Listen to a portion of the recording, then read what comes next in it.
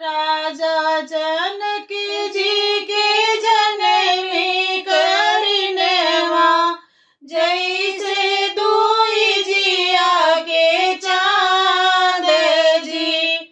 नरवा कटवत बेटी बरवा हेराने, के विधि पार लगाई जी। नरवा कटवत बेटी बरवा हेराने, के विधि पार लगाई जी।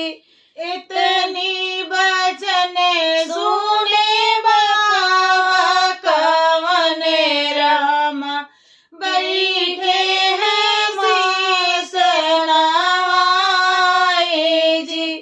इतनी बचन सुने बाबा कवन राम, बैठे हैं शीस नवाए जी। ऐसनी भैया नाहक विधि जनमी, के